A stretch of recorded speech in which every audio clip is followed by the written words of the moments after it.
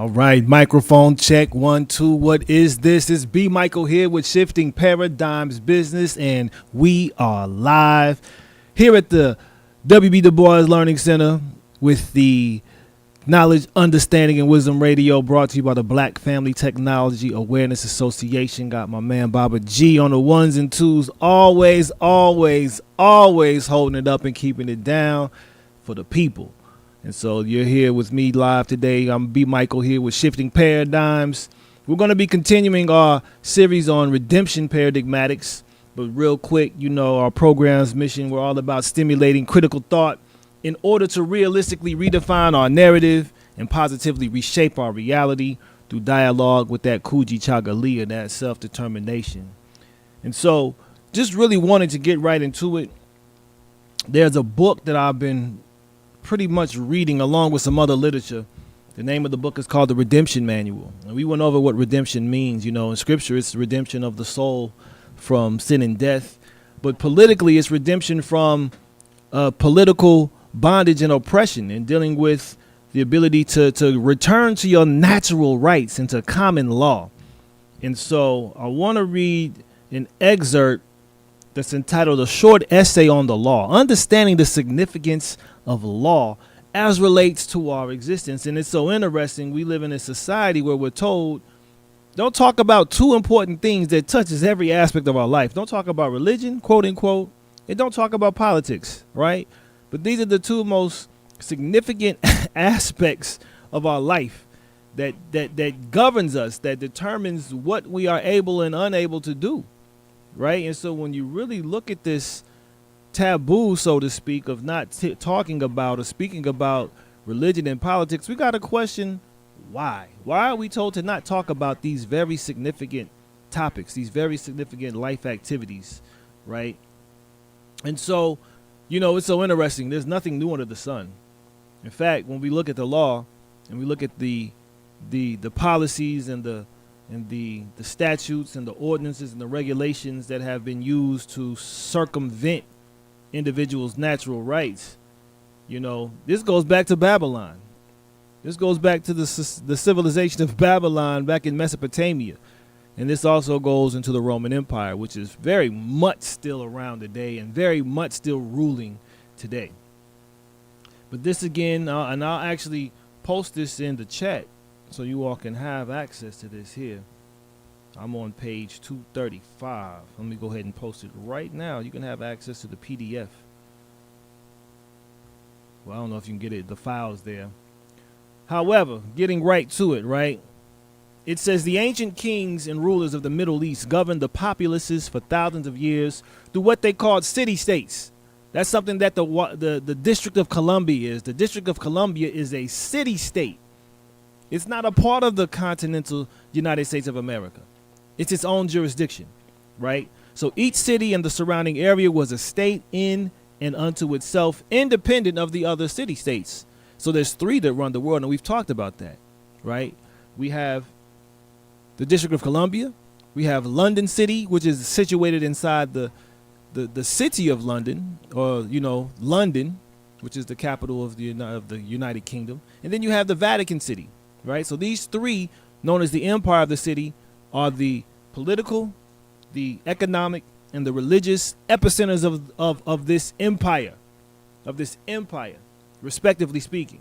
Okay, so many conflicts and battles between the city-states took place because of the continual disagreements with the boundary lines between them, in order to keep the people and their land under their control for commerce and taxation. That's all of it. Bleed the people, fleece the sheep, right? Don't feed the sheep, fleece the sheep.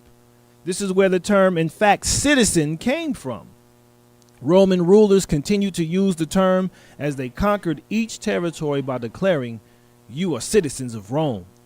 Since the people did not want to fight the Romans, they acquiesced, and thus they were verbally contracted. That's the whole essence of this all, is a social contract. They were contracted under Roman law. And what's so powerful about it is even when you read the scriptures are based on a social contract as well. The covenant in scripture is called Torah, though, right? Those who are of the kingdom of Zion, the kingdom of Israel, are in contract. They're in social contract and covenant with the Elohim of Abraham, Isaac, and Jacob, right? And if you are not party to that covenant, then you're not a part of that kingdom. And if you're not a part of that kingdom, well, you're subject to the beast. You're marked, in fact, by the beast. And the scriptures, again, tell us to come out of the beast, come out of mystery Babylon, okay? But what is the hierarchy of law, right? So now the hierarchy of law. The first order of law is natural law, right? This gives you your human rights, something that when we look back to the civil rights movement and we look at the delineation of the struggle and the acknowledgement of the struggle between the likes of Dr. Martin Luther King, peace be upon him, and El Hajj Malik El-Shabazz, also known as Malcolm X, peace be upon him.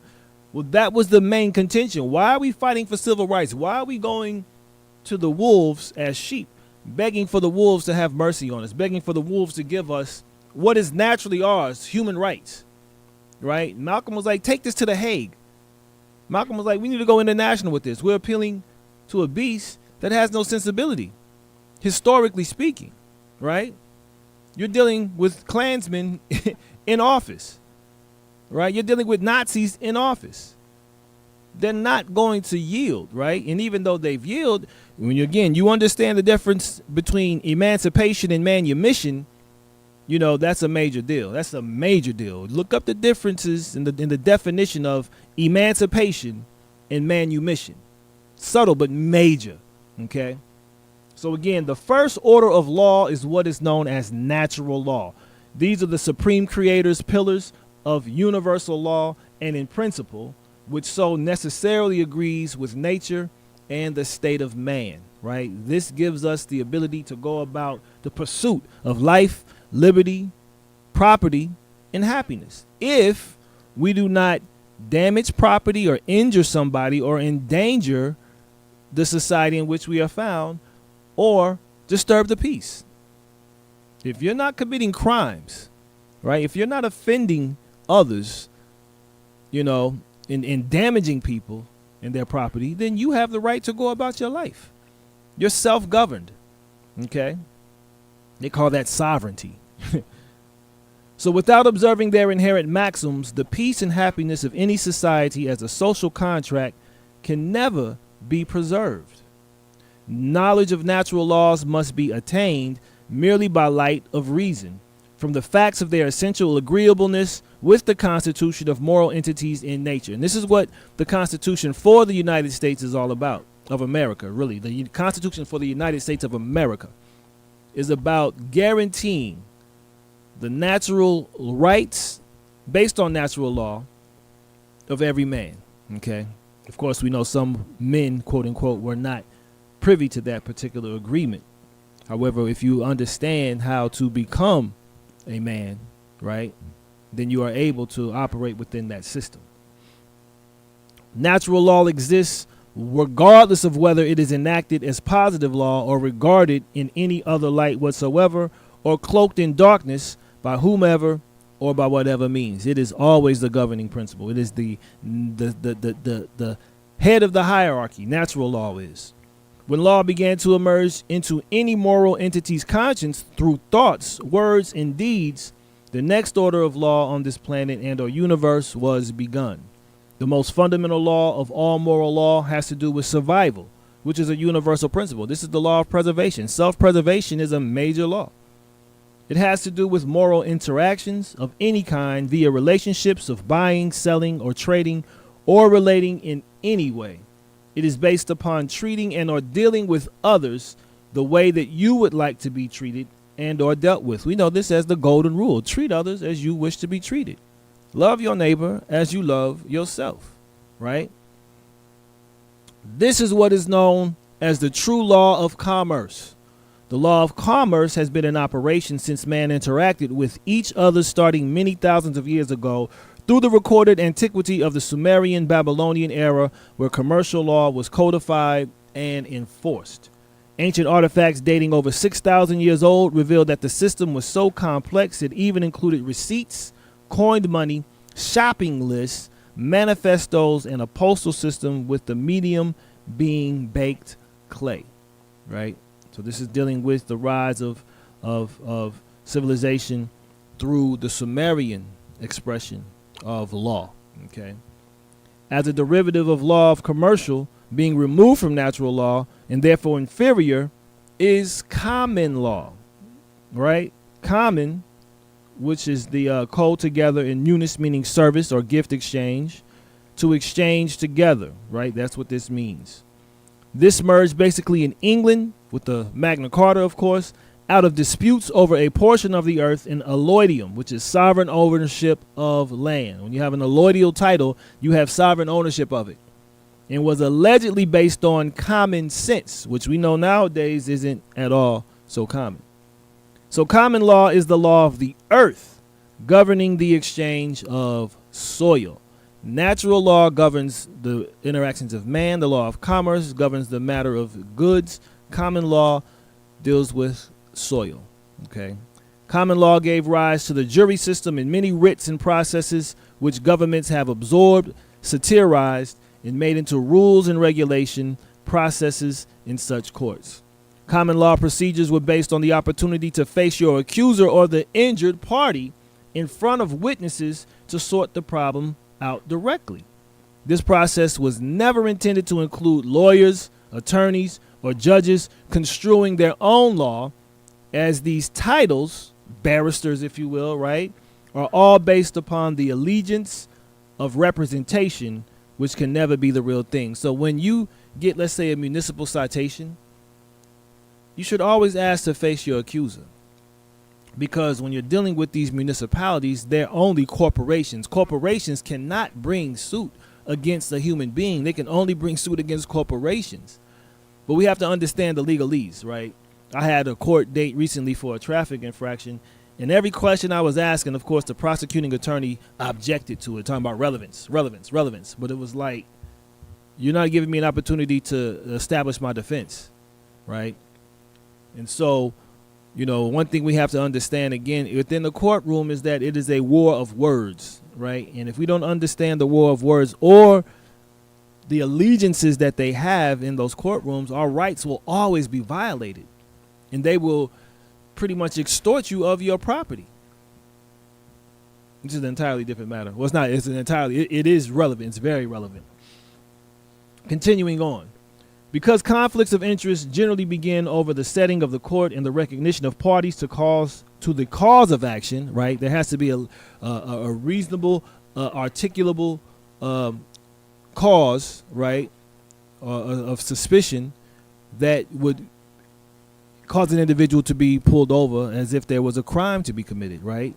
What is the crime? That's the question. What is the crime that was committed? But again, for this cause of action to be acknowledged, there often arise many disputes over conflicts or undisclosed conflicts. It is no wonder there is so much confusion. As a rule of thumb, the process often mimics the games of the Colosseum, right? After common law came those governments which arose around these customs and usages. Their laws and legislative regulations ad infinitum, such as those which give rise to their various city-states, kingdoms, and so-called organic republics. The only laws that these social compacts can create are those that allow commerce to flow more efficiently within their social compact.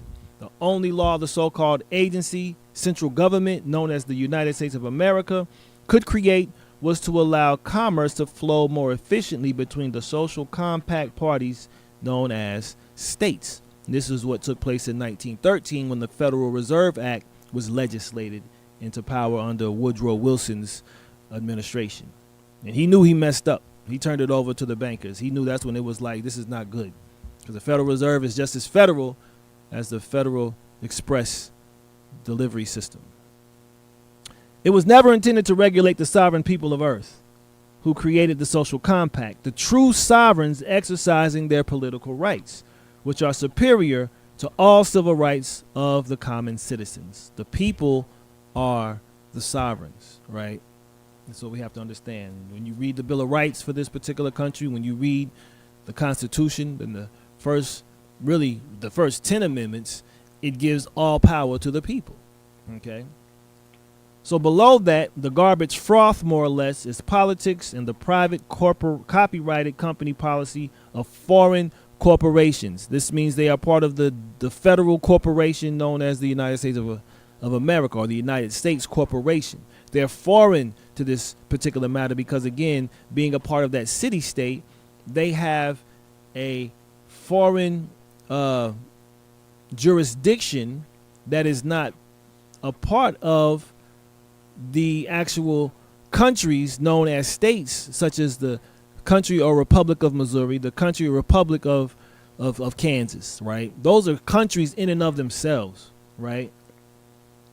But again, there's below the matter of commercial law, the garbage froth, which is, again, politics and the private copyrighted company policy of foreign corporations, such as the military social construct known as the United States, the state of so-and-so, the county of so-and-so, and the city of so-and-so, etc. The purpose of these municipalities, right? Munis is service, gift, exchange, and capere, which means to take service in exchange, is to govern fictitious entities, the in legis, right, which is your straw man name, all caps, of John Doe and Kmart, not to regulate people. It is commercial in its nature, right? Everything now is commercial. This is what we have to understand, and we have to understand how to get back to the natural. So remember back when you thought that you were John Doe, all caps, right? Because that is how it is written on the fictitious driver's license in commerce. So when you're dealing with the all caps name, that is your corporate fiction. That is not you. That completely violates the rules of language and grammar, because when you write your proper name, which is a proper noun, the first letter only is capitalized, right? But in legal terms, that has an entirely different reality. It has an entirely different meaning. And we have to understand what these meanings are all about. One of our problems here is that when we engage with agency government, municipalities, and other such elements in all our dealings in the law, we have been conditioned to interact on and in their level, which is to be subject of the corporations as a subcorporation, enfranchised, and registered. We have never risen to the level where the base of law is, right? Or where the base of law is. Here, the reality, the power, and the solidity, and the preeminence exists at the sovereign's level. But now we can function in this powerful level. This is checkmate. This is the end of the game. This is the remedy. And all like matters of law have remedies that are related to them. You have to seek your remedy. You have to even pray and request for your remedy to be available and made available to you, even though more than likely it will not be given. That's why, more importantly, you have to know your remedy. Commercial law. This phrase designates the whole body of substantive jurisprudence, which is the wisdom of how law is moving, in what is known as the Uniform Commercial Code, the UCC, right? This is the Truth in Lending Act, also applicable to the rights, intercourse of persons engaged in commerce, trade, or mercantile pursuits.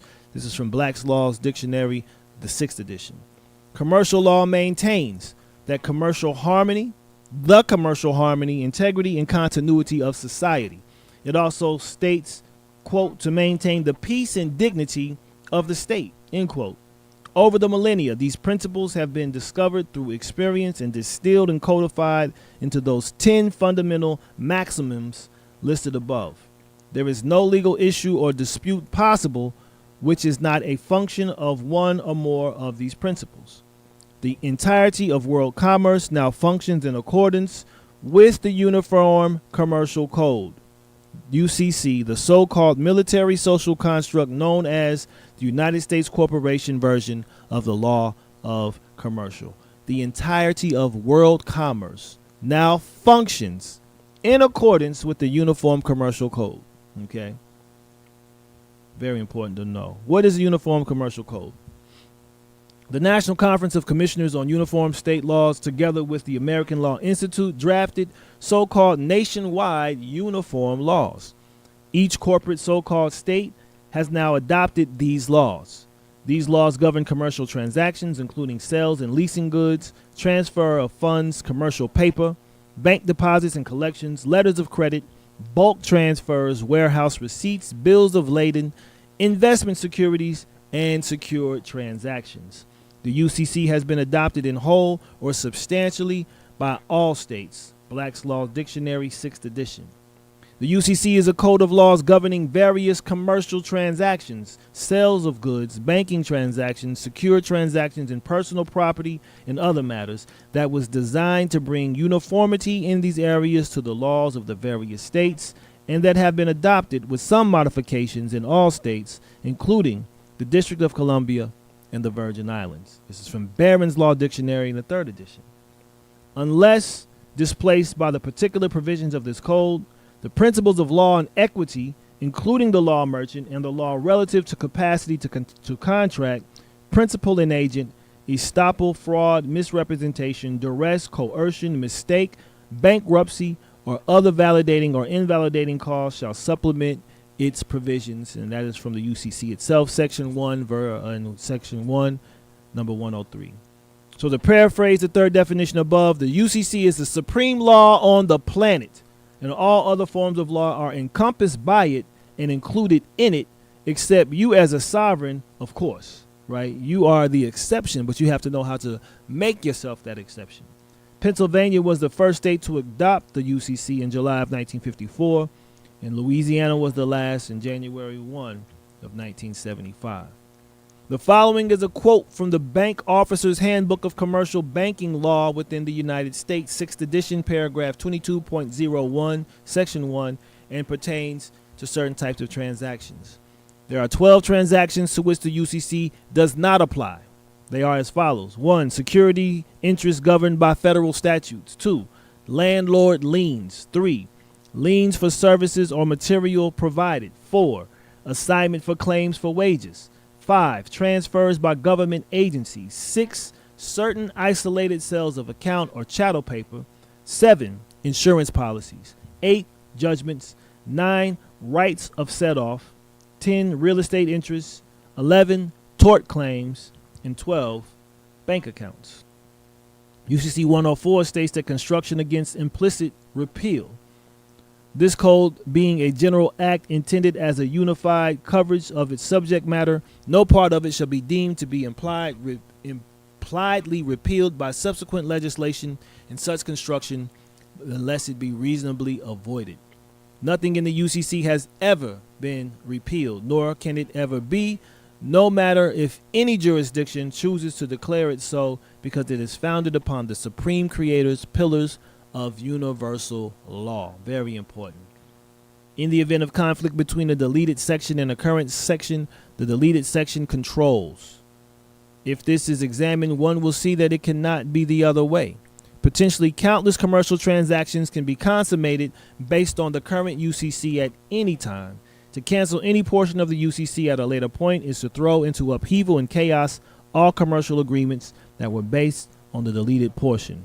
That act would carry unimaginably astronomical liability to the many actors who attempted to effect such change.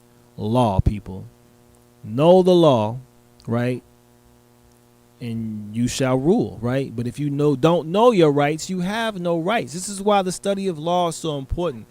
And this is something that I've been undertaking for some time, actually, and getting to a place of understanding to implement this, because we have rights that make us inalienable, right? And unalienable, unalienable, right? There's nothing that anyone can do unless we commit a literal crime.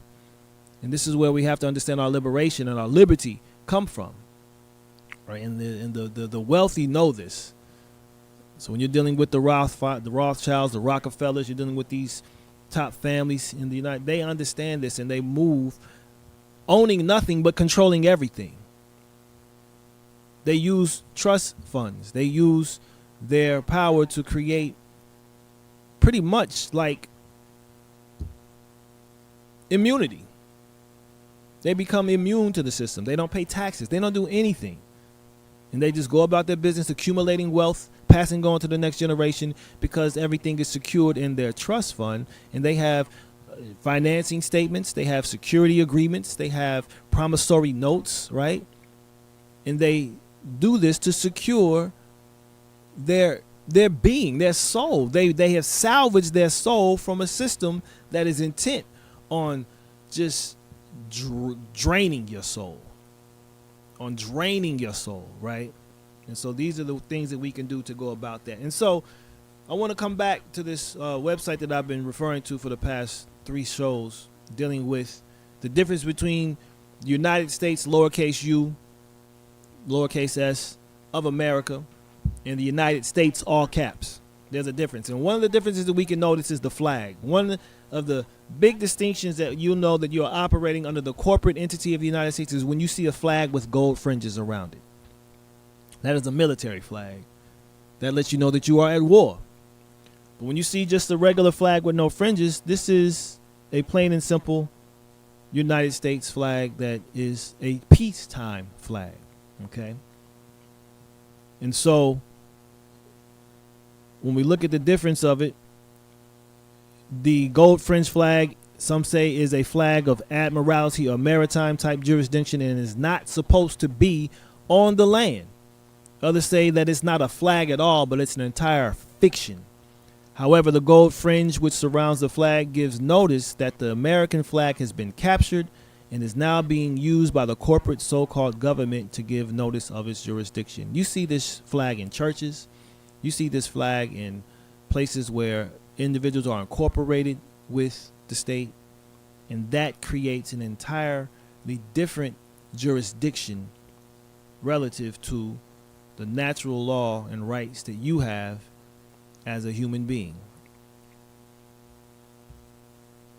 So prior to the 1950s, the state republic flags were mostly flown, but when a USA flag was flown, usually only at USA facilities, it was one of the following. It was a military flag which has the horizontal stripes, white stars on blue-black ground, no fringe, no braid, no eagle, no ball, no spear, etc.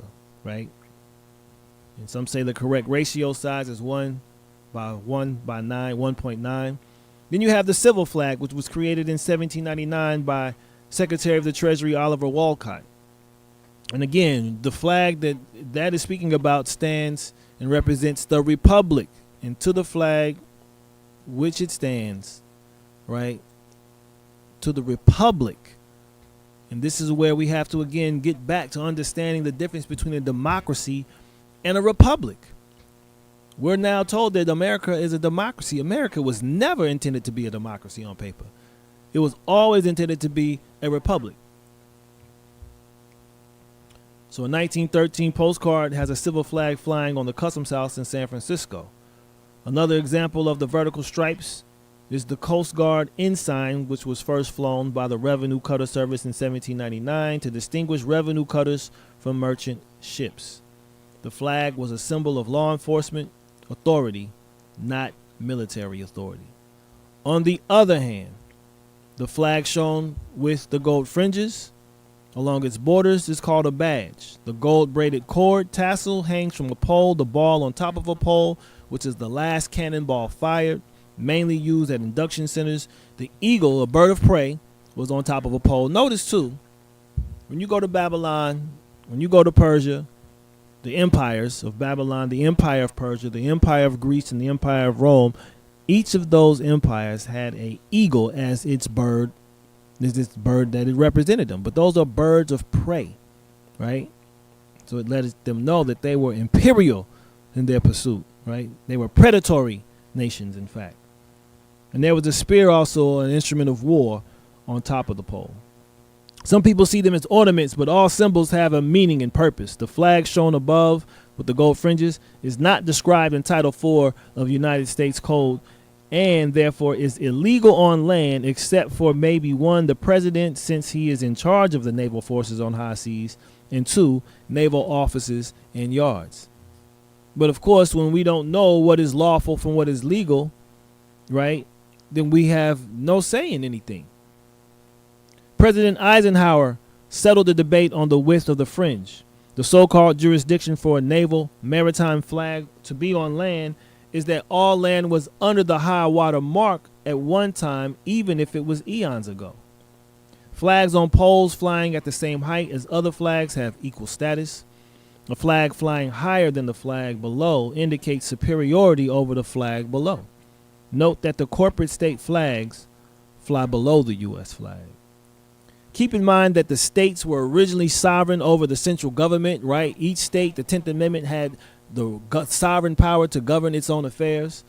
And only the state flags were flown except in the District of Columbia, its own city-state, not exceeding 10 miles square. That's why you see most clocks have 1010 on them, because they're representing the jurisdiction of the federal government. So again, most flags were flown, state flags were flown except in the District of Columbia, not exceeding 10 square miles, its territories, forts, dockyards, arsenals, and other needful buildings such as the post offices, purchased with the consent of the legislature of the affected state. The people in the geographic continental USA are at peace, but the corporate government continues to be at war to exist, to increase and perpetuate debt, and to enrich others through defense contracts. War is big business. Now we come to the governing body. This is very important, because this is what we need to understand about the government. We, the people, are the government, with representatives, right, that are to carry out the will of the people, that are civil servants that work for the people, including law enforcement officials. They work for the people. The people give their consent to be governed or not, right? And again, if no crime is committed, there's nothing that can be done without due process. Due process is, in fact, required for all matters. The governing body of the United States of America are that the free inhabitants are a governing body unto themselves. They're not forced to join a state, not forced to be a citizen of any group, not forced to inhabit any territory, not forced to join the militia or military, not forced to pay unrequested services. The Northwest Territory and possessions were governed by 3 separate and distinct branches or departments equal to each other as to power and control of a segment of government, while being on the same playing field laterally in position to each other. And these are the reasons why civics was slowly removed from the classroom. Because if we don't know these things, and we don't understand our rights and the empowerment that we have through knowing our rights, then they wouldn't be able to walk over us like we are being walked over by those in power, quote unquote, right? Who have stripped our power and disconnected us from a kingdom that we are supposed to be administering ourselves, as particularly the children of Zion, the children of Elohim, right? Now that's an entirely different matter, because now you have a serious decision to make, because we know that no man is able to serve 2 masters. So which kingdom are you finding yourself a part of? That's the question that we must ask ourselves on the daily. Who are we serving? Do we have a king, or do we have something else? And that's the question that we ask. But these 3 separate and distinct branches or departments are known, of course, as the legislative, the executive, and the judicial branch. But it's so interesting. I'm going to pull up a Bible verse, right? There's a Bible verse in Isaiah, I believe it's chapter 33, and it's verse 22. It's one of my favorite verses. I want to say it's Isaiah 33:22. Let's see. Yes, I'm going to go back to verse 20. And this is, of course, the prophet Isaiah speaking to Israel.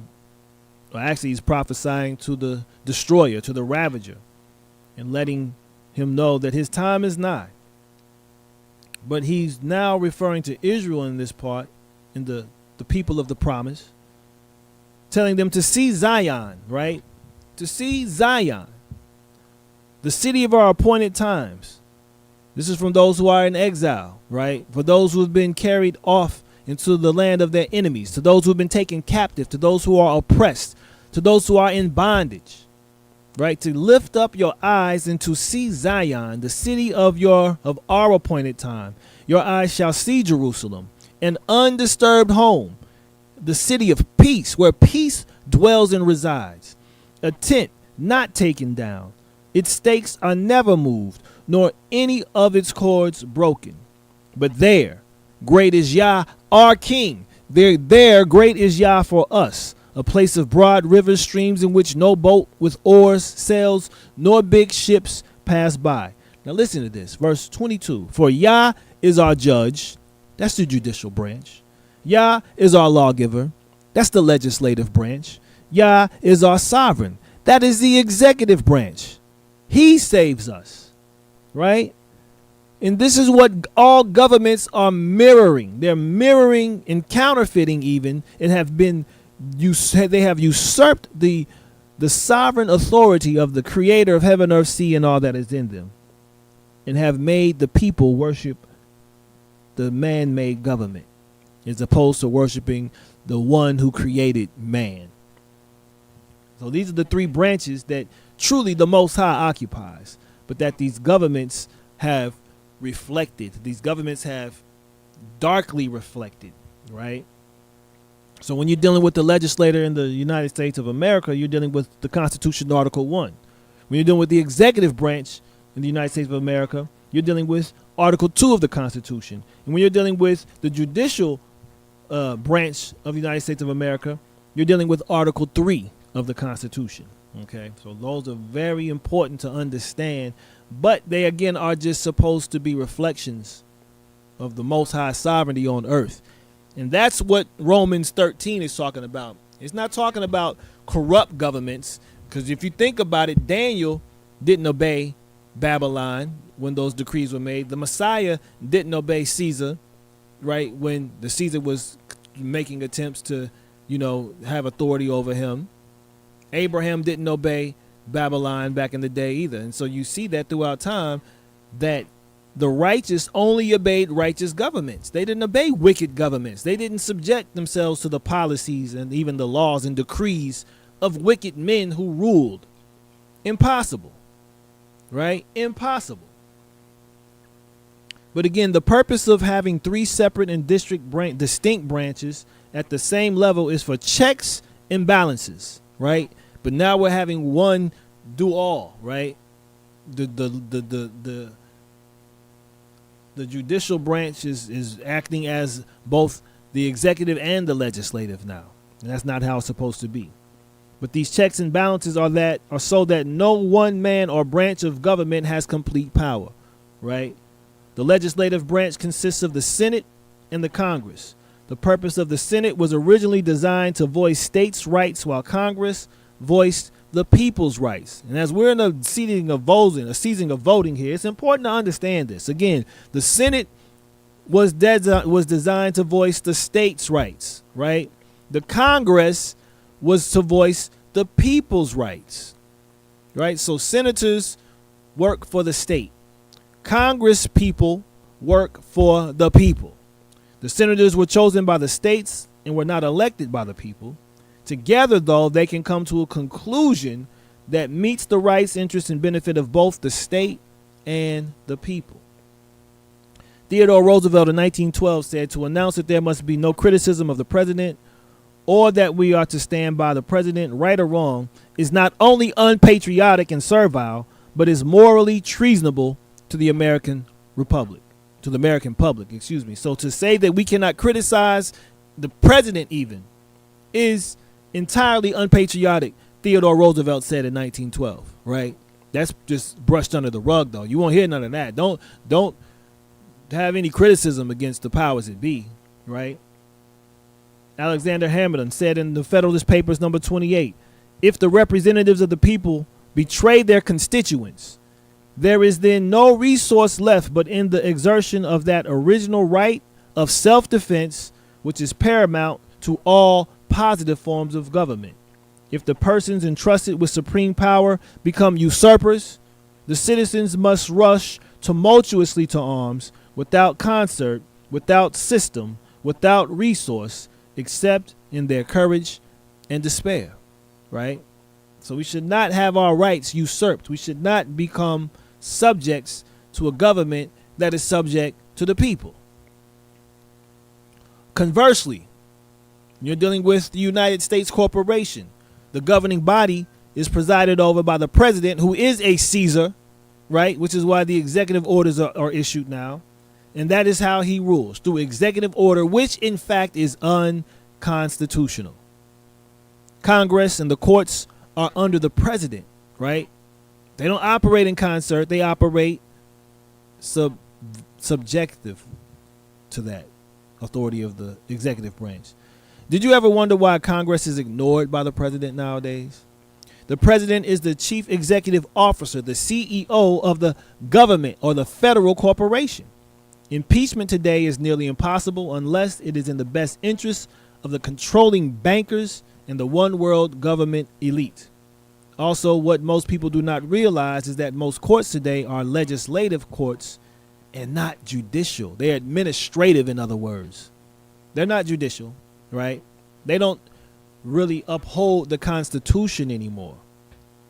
The so-called corporate Congress sits by resolution, so it's resolved, not by positive law, not by the Constitution. Therefore, the position of power is as follows. 1, president, who is the CEO of the corporation, who sits as Caesar. He does not even need congressional approval to legislate executive orders. 2, underneath the president is the legislature. The new Congress and Senate voices public opinion. 3, so-called judicial, legislative, Article 1 courts opinionates what's best for the corporate so-called government and the elite.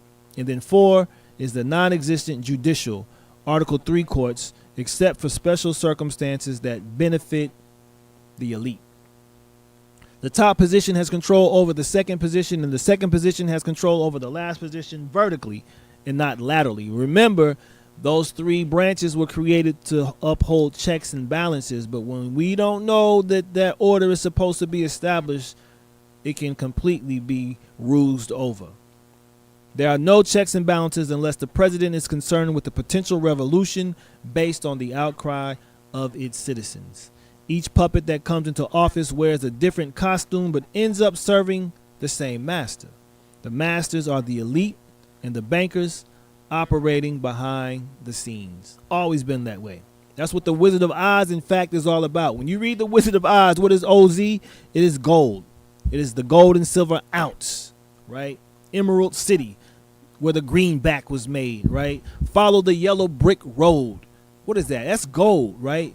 Dorothy's slippers in the book that Frank Baum wrote were silver before they were ruby. They were silver, but because Technicolor would make the red would look good, but it was silver because they understood the silver unit. And when they were not in Kansas anymore, they understood that Kansas was no longer its sovereign state.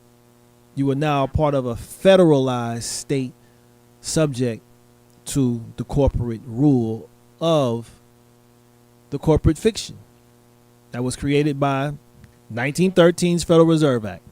So when the money went from real money to fiat currency, right, and they can inflate it and deflate it as they so desired, well, the laws necessarily had to change as well, because now the bankers were in control. The bankers were the ones who were ruling.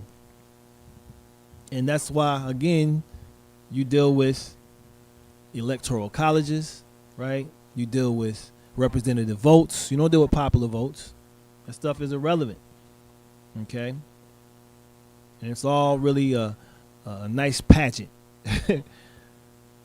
Only 2 executive orders were overturned in the history. The Supreme Court ruled in Youngstown Sheet and Tube Company versus Sawyer 343 U.S. 579 in 1952 that Executive Order 10340 from President Harry S. Truman placing all steel mills in the country under federal control was invalid because it attempted to make law. You can't make law from the executive order, from the executive branch. A 1966 order issued by President Clinton that attempted to prevent the U.S. government from contracting with organizations that had strike breakers on the payroll. Congress may overturn an executive order by passing legislation in conflict with it or by refusing to approve funding to enforce it. In the former, the president retains the power to veto such a decision. However, the Congress may override a veto with a 2/3 majority to end an executive order. Okay?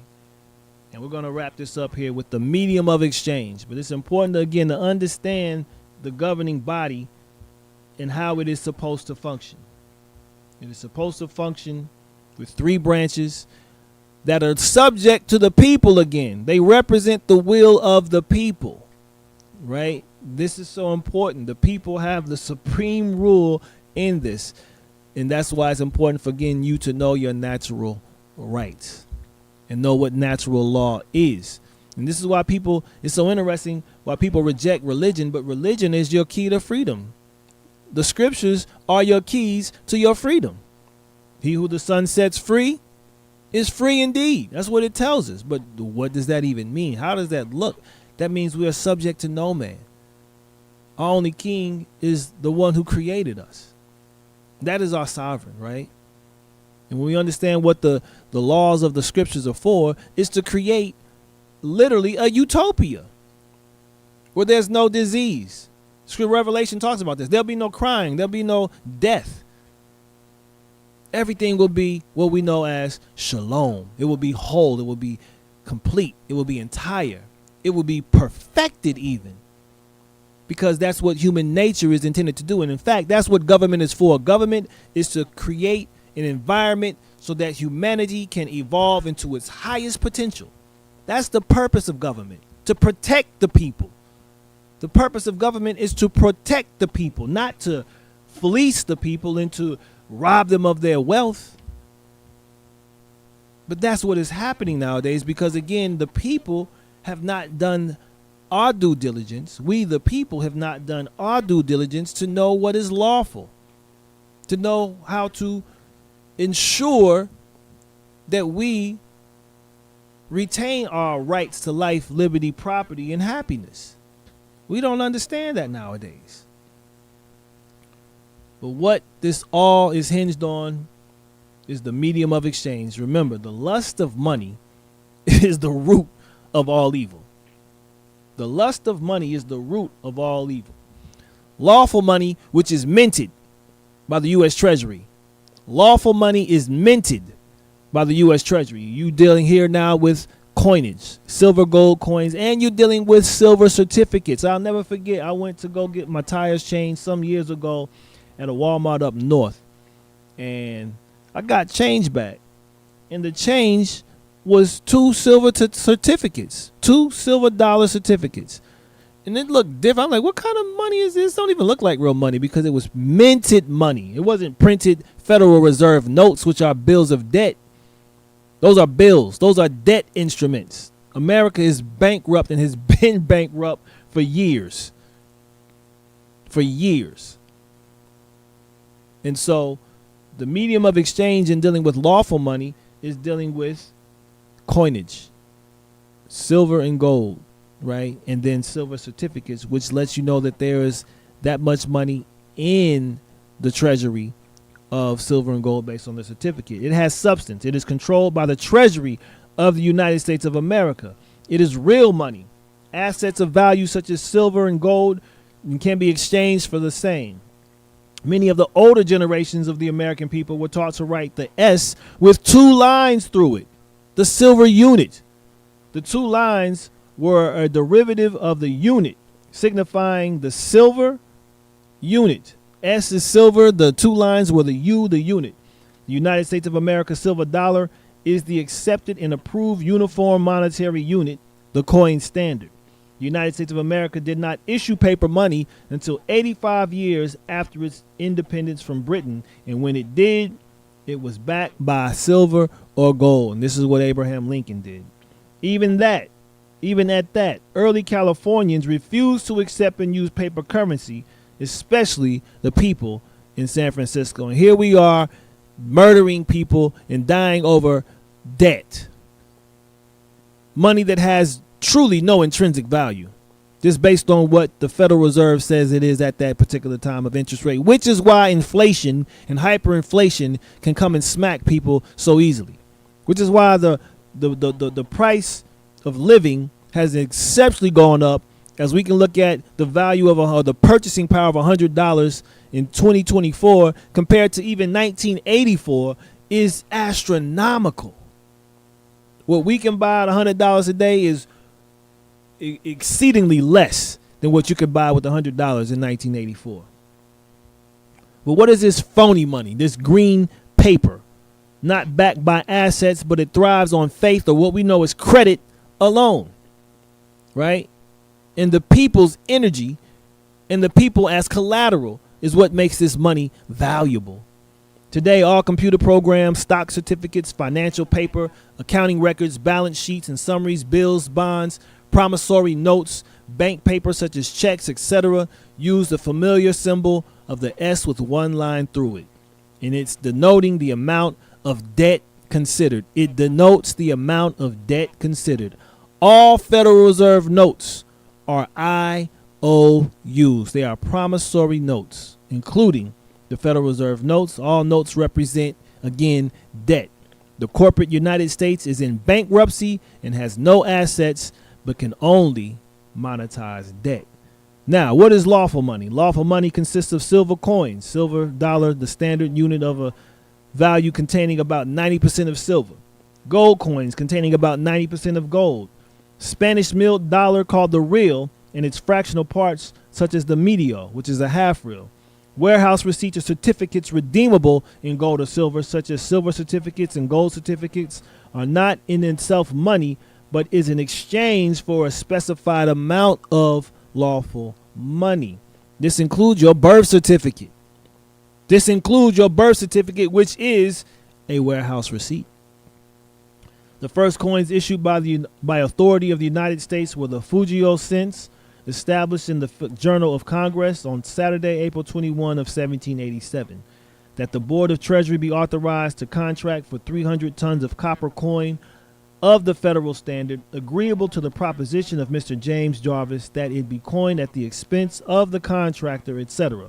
On Friday, July 6, 1787, there was resolved that the Board of Treasury direct the contractor for the copper coinage to stamp on one side of each piece the following device, vis-a-vis 13 circles linked together, a small circle in the middle with the words United States around it, and in the center the words we are one. On the other side of the same piece the following device, viz. A dial with the hours expressed on the face of it, a meridian sun above on one side of which is the word Fujio. The meaning is time flies. And on the other, the year in the figures 1787 below the dial, the words, mind your business. The legends have been credited to Benjamin Franklin by many, and the coin, as a consequence, has been referred to as the Franklin cent. These cents were coined in New Haven, Connecticut, and possibly elsewhere. Most of the copper used in this coinage came from military stores. It is believed to have been the copper bands which were held together by the powder keg sent to us by the French. This is a guidebook of the United States coins, the 35th edition. Right now, let's look at this legal tender. Lawful money versus legal tender. Again, know the difference between lawful and legal, and we're going to wrap up after this. This consists of Federal Reserve notes, bonds, other notes, evidences of debt, tokens, and clad coinage having no inherent asset value, and a unit of debt in a cashless society, or what is known as electronic banking. This Federal Reserve notes were issued by the Federal Reserve Bank, a private corporation created by the Bank of England. The Federal Reserve Bank was created by the Bank of England in 1913 and is owned by foreign bankers and investors. The Federal Reserve is a continuation of the exchequer of the Crown of England. Listen to this. Edward Mandell House was instrumental in setting up the Federal Reserve. Some people think, quote, some people think that the Federal Reserve banks are U.S. government institutions. They are not government institutions. They are private credit monopolies which prey upon the people of the U.S. for the benefit of themselves and their foreign and domestic swindlers and rich and predatory moneylenders. This is Chairman Louis T. McFadden, who was the head of the House Banking and Currency Committee on June 10 of 1932. Right? You would consider him to be a real American. Okay. The Federal Reserve is not listed under the federal government. They are in the white pages along with the Federal Express, Federal Deposit Insurance Corporation, and any other business. Find out for yourself if all this is true, and then go to your local law library and look up the case of Lewis versus U.S. case number 80-5905, 9th Circuit, June 24, 1982. It reads in part, examining the organization and function of the Federal Reserve banks and applying the relevant factors, we conclude that the Federal Reserve are not federal instrumentalities, but are independent and privately owned and controlled corporations. Federal Reserve banks are listed neither as wholly owned government corporations under 31 United States Code Section 846, nor as mixed ownership corporations under 31 United States Code Section 856. Okay, this is from the 28 United States Code Sections 1346, 2671. But did you ever wonder where the words bank and currency come from? Keep in mind that a river has two banks that control a current of water running between them. Therefore, that is what the bankers do. They control the current or flow of money called currency. And so with that, I'm going to go ahead and get ready to wrap this up, because there's some more. The next show will continue on, because we have to get this out. We have to really, and it can be dry material. You can consider this dry material, but I guarantee you, once you do your due diligence and you do your research and do your history, it will lend to your liberation. It will definitely lend to your liberation, so that you can do what you need to do as a human being, protecting your life, protecting your family's life, protecting your legacy, right?